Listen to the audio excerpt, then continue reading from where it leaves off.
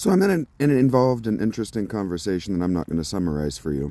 Get in my community so you can be involved directly in this conversation, or it can be happening for your amusement. It's really not that hard. This is what intelligent people have done for 200,000 years. You want to be entertained by me?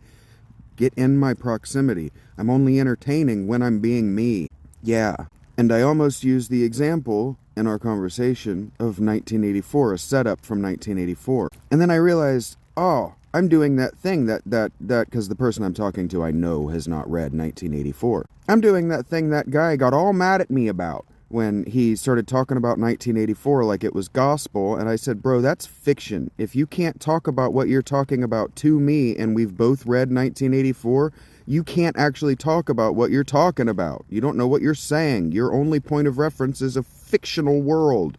And then I realized why he got so bent out of shape about that. He, and you, probably, didn't realize that 1984 in its own right is shorthand. The reason people talk about it is it's shorthand.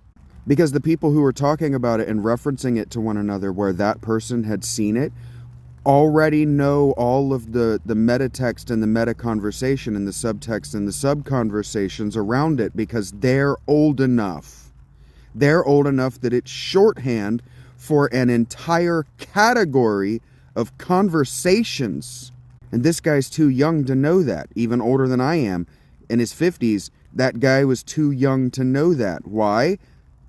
That guy when he was born was already 20 years away from that meta conversation. When that guy got into university, he was 40 years away from the meta conversation.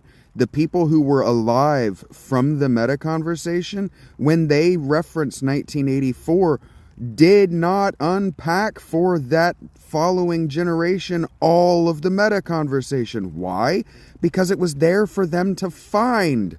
It was there for them to pick up meta and subtextually and meta and subconversationally, because they should have been involved, even as children. They should have been paying attention to what was around them. They had fucking ears.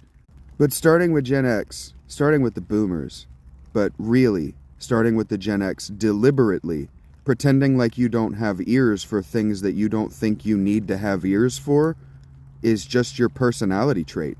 My mother used to call it selective hearing. She used to say that everybody that she knew, all their parents said they had selective hearing. Millennials don't have selective hearing. Millennials have selective respect. We choose who we're going to listen to twice. After that, you just don't exist.